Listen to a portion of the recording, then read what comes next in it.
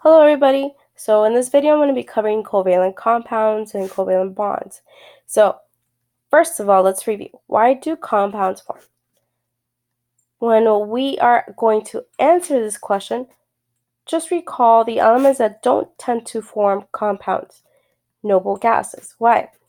They have stable electron arrangements consisting of a full outer energy level. In other words, these are the only elements that have a full valence shell. Okay?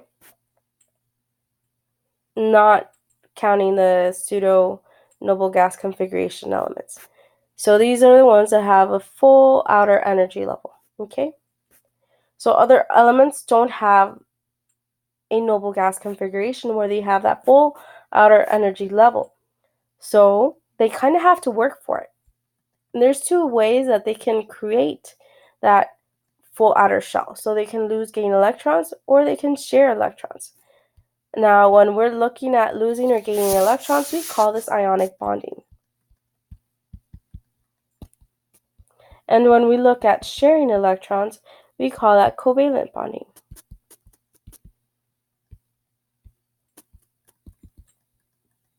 This is where you share the love, or the electrons. All right, so let's continue on with the review by comparing the process and the product of both of these kind of bonds. So we have ionic bonds and covalent bonds. Ionic bonds are usually a transfer of electrons, which I wrote E minus to abbreviate that. E minus is electrons. So you transfer electrons to form ions. We have a cation and an anion, which are positive and negative. So that results in an electrostatic attraction, which then produces ionic salts. Usually ionic bonds are between metals and nonmetals. Now, covalent bonds is when you share pairs of electrons. There's no transfer. It's just sharing. Then when you share pairs of electrons, it's like holding hands. If you hold hands with somebody else, you will have an overlap, right? And you overlap both hands together. It's the same thing with covalent bonds. You have an overlap of electron clouds, though. There's no hands, it's an electron cloud, which results in molecules. And molecules are formed when two or more atoms are bonded covalently. These usually form between nonmetals, two or more nonmetals. Okay? Kind of like methane, CH4. So a molecule is formed when two or more atoms bond covalently. Covalent bonds tend to form between two or more nonmetals. And a pair of electrons, meaning two, shared between two atoms is a bond. So you can draw bonds in two ways, through lines or vertical dots. In this case, I'm going to draw the lines. So we have here, each line denotes a single covalent bond, or a pair of electrons being shared between each atom. A single covalent bond occurs when only one pair of electrons is shared, and the best way to really show this is through a Lewis structure. A Lewis structure represents arrangement of electrons in a molecule. A line or pair of vertical dots around symbols of elements represent a single covalent bond. So here I have hydrogen. Hydrogen can be written down as H-H, or H with two vertical dots, H. That is, each one still shows a pair of electrons being shared between each one. So when we look at the elements, you can kind of figure out how many bonds will be formed by looking at the valency. So if you look here, I have group 17. Group 17 has the number of valence electrons of this group is 7. The valency is 7, which means you only need one more electron in order to form a full outer shell, which is 8. We follow the octet rule. So the number of covalent bonds that can be formed is 1. Group 16 has a valency of 6. You just need 2 more electrons to complete that outer shell. So the number of covalent bonds you can form here are 2.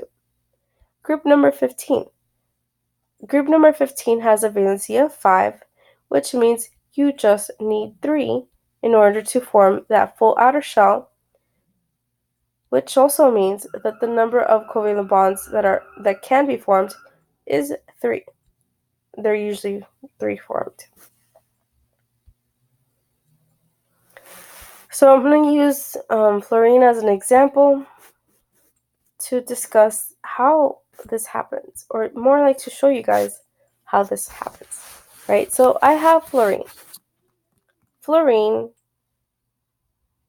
has a valency of 7. So that means it has 7 electrons on the outer shell, right?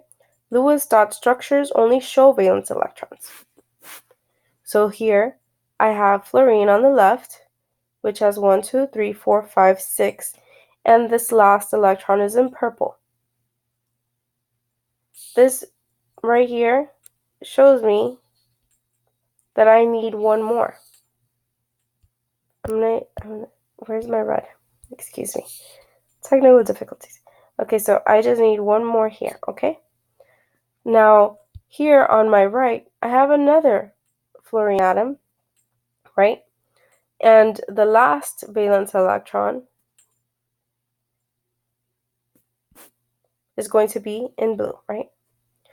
And I need 1 more, which can be placed right here. So what will happen? To form, remember these are 2 nonmetals, so you can form a covalent bond, and since each one just needs 1, we can just share these, put them together, and then we end up with a full octet, right? So we just get closer to hold hands, and then the purple and the blue will be shared here in between these 2 fluorine atoms, resulting in a full octet for each one. So let's count that together. I have here 1, and I'm drawing lines instead of numbers. 2, 3, 4, 5, 6.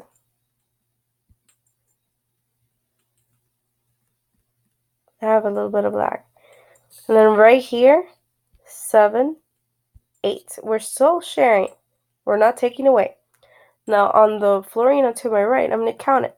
1, 2, 3, 4, 5, 6, 7, 8. Each one has a full octet. So that is a covalent bond. Right here, this little section right here where the purple and the blue is shared, we call that a single covalent bond.